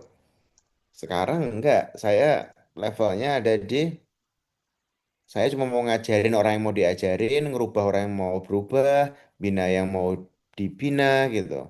Bimbing yang mau dibimbing, dah gitu. Karena nggak semua orang pengen, bahkan mereka nggak pengen untuk maju, nggak pengen untuk sukses, nggak pengen untuk berhasil, atau mungkin definisinya beda. Terus jangan kita diketawain gitu. Ingat nggak teman-teman cerita nelayan lagi duduk-duduk di pinggir pantai, nyantai-nyantai gitu, minum kopi sambil nyantai. Datang seorang pengusaha besar tuh kayak nyeramain dia, lo kamu kok kamu jam segini udah duduk-duduk santai-santai gitu. Loh, terus kenapa? Ya harusnya kan kamu kerja lebih keras, nelayan lagi biar kamu dapat ikan lebih banyak. Loh, kenapa? Loh, ya nanti kan kalau kamu dapat ikan lebih banyak, kamu lebih kaya, lebih duit lebih banyak, kamu bisa beli tambahan apa kapal satu lagi. Terus nanti kamu apa dipekerjakan orang, habis itu nanti nambah kapal lagi. Terus kenapa? Ya nanti kalau udah banyak kamu bisa bikin apa storage ikan, terus bisa bikin pabrik pengalengan ikan, bisa ekspor ikan dan seterusnya. Nah, terus kenapa gitu? Ya, kalau kamu udah punya itu semua kan kamu bisa menikmati hidup santai-santai, duduk-duduk pinggir pantai gitu. Terus apa namanya sih pelayanan nanya, oh butuh berapa lama kira-kira untuk apa bisa punya itu semua? Ya kalau kamu lakuin ini 3 tahun gini-gini, ya kira-kira 20 tahun kamu udah dapat itu semua gitu. Nah, terus nelayannya nanya ke si pengusahanya. Loh kalau setelah 20 tahun ah, nanti aku bisa duduk-duduk santai apa bukannya sekarang itu sedang saya lakukan gitu kata dia. Jadi kadang ada orang yang value-nya beda, dia emang nggak ngerasa ngapain kerja keras gitu toh. Aku ya atau dia nggak punya goal yang lebih gede gitu. Nah itu juga sama bahan bakar. Makanya kadang saya bikin goal di kantor itu biasanya bukan untuk tim besar, tapi untuk masing-masing leader. Leadernya kita cariin bahan bakar yang bisa untuk dia semangat mencapai goalnya gitu. Ketika bahan bakarnya udah kena ya kemungkinan untuk goalnya tercapai lebih besar lah karena dia sudah punya bahan bakar emosi yang kuat gitu. Gitu Mas Suko. Ya, ini ada lagi dari Mas Andi nih, semangat banget nih. Pak Satya, tahapan yang benar dan practicable dalam implementasi sense of urgency bisa define dan didetailkan dalam rundown, roll down-nya secara base experience Pak Satya butuh diinstal ke diri sendiri dan tim Pak Satya. Ya, sense of urgency kalau bisa beneran sense of urgency. Jadi contohnya kalau rumah Anda kebakaran gitu ya, ya semua orang bergerak cari telepon pemadam kebakaran, lari nyelamatin benda berharga, cari apa teriak-teriak, apa pakai pakai ember kahnya, dan seterusnya itu sense of urgency. Sense of urgency itu tentang bahwa ini ada resiko yang kalau nggak kita beresin bahayanya luar biasa besar, besok bisa game over kita. Atau ada peluang yang sangat besar kalau nggak dikerjain sekarang, besok hilang peluangnya. Nah itu pinter-pinter leader. Aku sama Mas Joko kita ngobrol sama Pak Dahlan Iskan, mantan menteri itu, dia bilang tugas utama leader itu bikin krisis. Bikin krisis. Jangan sampai krisis itu terjadi untuk kita, terjadi karena keadaan, terjadi karena lingkungan, terjadi karena pandemi, terjadi karena makroekonomi, terjadi karena apapun itu, tapi kita sendiri yang bikin krisis. Krisis itu apa? Pokoknya nggak mau tahu, kita harus nambah 2 cabang bulan depan gitu. Pokoknya nggak mau tahu, ya kayak gitu-gitulah. Tapi kita harus tahu bahwa krisis ini bikin semua semangat atau nge-freeze. Artinya kita harus bikin sebuah strategic plan, action, dan quick win untuk semua orang milestone-nya apa, biar mereka semangat untuk geraknya ngapain berarti kalau krisis ini. Tapi kalau kita jago bikin krisis doang, tapi ternyata habis itu mereka cuma jadi bingung gitu. Ayo ini berbahaya sekali, kita akan bisa tergantikan gitu. Oke, semua paham itu krisis. Terus sekarang ngapain kita? Ya nggak tahu kita ngapain gitu. Ya itu cuma jago bikin sense of urgency tapi nggak habis itu semua orang ngehang ngeblank gitu kan. Jadi ya di breakdown lah. Kalau krisis ini semua udah semangat untuk nyelesain krisis. Nah sekarang kita harus ngapain? Terus pastiin strategi kita ada menang kecilnya. Kira-kira gitu.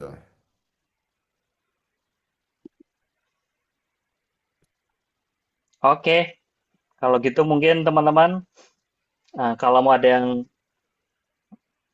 pertanyaan terakhir mungkin ya ini ya, silakan bisa ketik di kolom chat.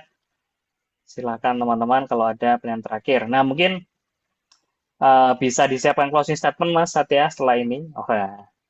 Jadi apa yang harus teman-teman lakukan setelah ini dan seterusnya. Oh iya teman-teman, sebelum Mas Satya nanti closing statement, nah ini tadi saya mau nambahin satu lagi nih. Wah, sebuah sebuah apa namanya testimoni nih, orang yang ikut dengan metode inilah, intinya 25% mimpi sudah tercapai dalam 7,5 bulan. Jadi kalau ada 16 goal, wah 25%-nya lumayan kan.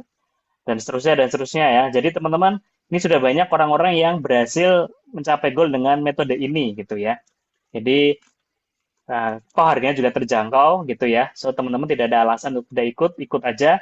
Kita ada jadwal di Jogja dan Jakarta ya. Cuma yang di Jakarta tentatif, jadi nanti tergantung apa namanya pesertanya. Tapi yang di Jogja pasti gitu ya. Tapi teman-teman chat dulu aja gitu ya. Chat dulu ini ke Mas Mino. Langsung hubungi di kolom chat. Tertarik Mas? Sekali lagi kemarin ada yang ngajak keluarganya dan ngajak istri gitu. Boleh banget. Biar goalnya selaras ya. Karena saya yakin teman-teman juga merasakan ketika di rumah nggak selaras. Di kantor pun jadi nular gitu. Ketidakselarasan ini gitu kan. So sengaja kita buat terjangkau supaya teman-teman bisa ngajak banyak orang juga. Nggak cuma berjuang sendiri gitu. So teman-teman langsung hubungi Mas Mino di nomor ini, mau daftar 3 orang, 4 orang, 5 orang, boleh banget, silakan. Gitu ya. Thank you. Oke, lanjut lagi Mas Satya, mungkin bisa di bisa di Oh, izin tanya. Silakan Mas Andi, mau bertanya lagi? Silahkan, silahkan. Iya Pak Satya. Wah, momentumnya golden time nih. Izin tanya Pak Satya. Em, kan gini, eh, semisal di kekurangan 3 bulan ini kita pemaksimalannya itu kita bukan bukan apa ya, bukan kayak semacam ya 3 bulan harus dapat sekian, enggak, tapi kita lebih ke pilot project.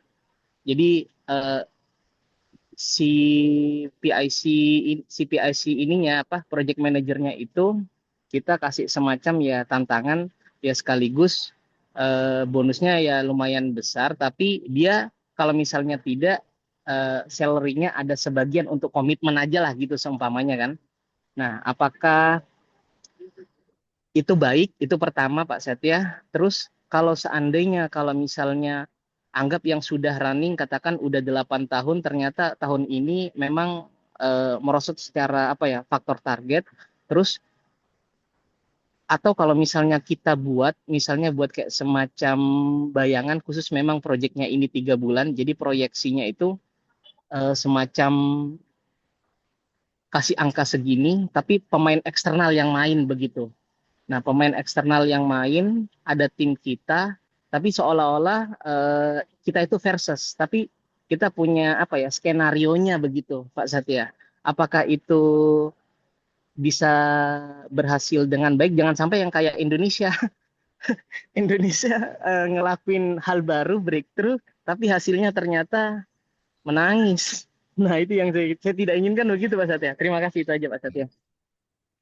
Siap. Jawabannya adalah tidak ada yang salah. Yang ada cuma konsekuensi. Tapi kalau pengalaman saya, mau ditawarin eh, hadiah segede apa, mau ditakutin segimanapun juga, kemungkinan besar ya kalau memang dia tidak punya skillnya ya tidak tercapai. Yang kedua adalah eh, kita harus melihat tim kita ini mentalnya baja atau mentalnya belum kuat. Artinya kalau orang-orang bermental baja, mental kuat, kita siksa-siksa kayak gitu semangat mereka seru, korsanya muncul. Tapi kalau nggak kuat biasanya bubar. Jadi artinya jangan dengan niat menghukum gitu lah kira-kira. Kalau memang oh dia justru semangat sih kalau kita kasih tantangan harus gini atau harus gitu. Karena kalau kita niatnya memang mau ngeluarin dia langsung keluarin aja gitu, nggak usah pakai drama nggak tercapai dan seterusnya. Mungkin itu mempercepat semua orang untuk semua hal ya. Tapi yang jadi poin adalah banyak leader itu lupa bahwa ketika goal perusahaan nggak tercapai, itu yang goalnya nggak tercapai itu si leadernya loh, bukan si timnya gitu. Leader itu selalu ngelihatnya timnya yang nggak tercapai, timnya yang salah, timnya yang nggak achieve, tim sales nih nggak berhasil, tim produksi nih nggak berhasil gitu. Padahal dia lupa sebenarnya yang kalau yang nggak berhasil itu si CEO-nya. Makanya ada istilah tuh kalau tadi mau bawa tim bola sekalian kan, kalau ada tim bola kita kita sebagai pemilik tim bola gitu, terus tim bola ini kalah kalah kalah dan kalah, kalah lagi.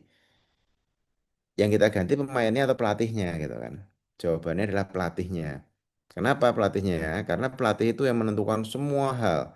Dari mulai apa siapa pemainnya, latihannya gimana, pola makannya gimana, strateginya dan semua muanya yang menentukan adalah si pelatihnya.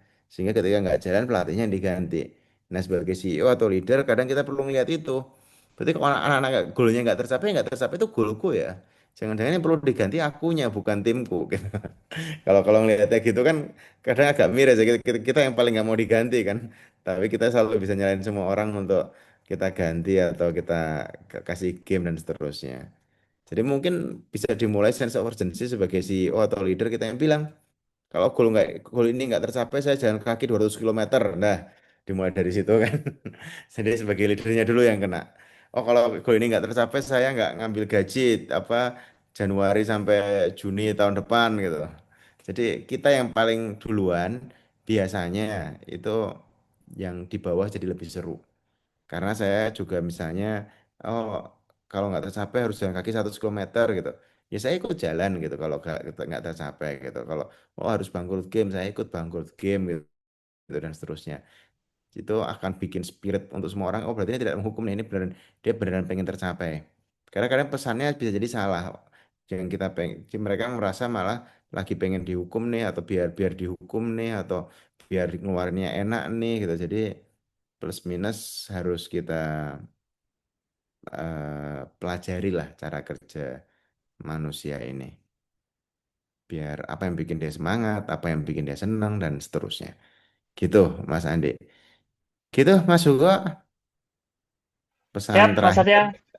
Closing Kalau statement silakan, mau Mas. mau mau ikut seru-seruan itu acara 2 hari Jogja dan Jakarta itu pasti dan intinya kita mau masukin semua goal itu ke bawah sadar agar tidak ada inner konflik. Jadi ketika nanti bikin goalnya lebih enak, lebih nyaman, lebih tenang, lebih damai, lebih bahagia, lebih menyenangkan lah ketika apa lagi menjalani untuk menuju goalnya dan goalnya dimasukin bawah sadar bahwa goal ini sudah tercapai di bawah sadar sehingga realitanya tinggal ngikutin beresonansi frekuensi dan vibrasinya dengan alam semesta karena di dalam diri udah solid ini yang terjadi gitu. Ini yang sudah terjadi di dalam bawah sadar kita.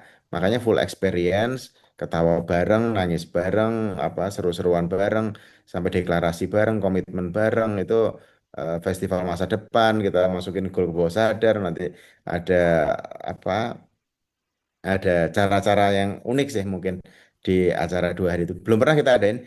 Biasanya kita selalu ngadain cuma sehari dan itu gratis terus. Dan di Jogja gratis. Ini baru pertama kali kita mau nyoba untuk bantu lebih banyak orang dengan bikin acaranya 2 hari lebih dalam lagi dan di Jogja dan Jakarta. Thank you Mas Hugo. Sip. Oke, siap. Thank you teman-teman. Kalau gitu, semoga kita bisa berjumpa di acara tersebut ya. Sehat-sehat sekali lagi. Terima kasih banyak. Selamat berweekend, teman-teman. Apapun yang diinginkan, goalnya segera terwujud, segera disegerakan. Thank you. Mohon maaf dari saya kalau ada salah kata. Saya mundur diri, Bisnisek. Mundur diri dari acara ini. Sampai jumpa di kesempatan selanjutnya. Terima kasih. Ya, sama-sama.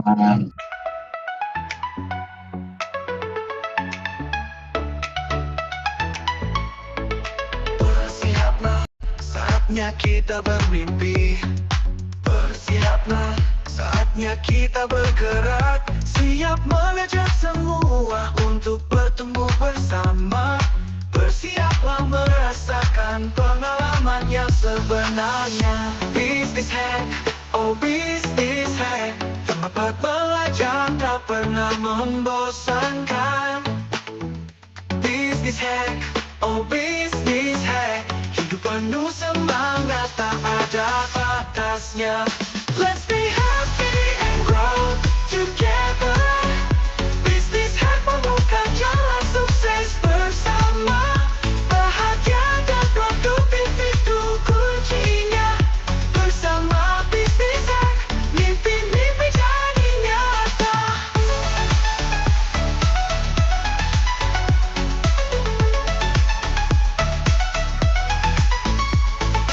Di Business Hack, bisnis jadi menyenangkan.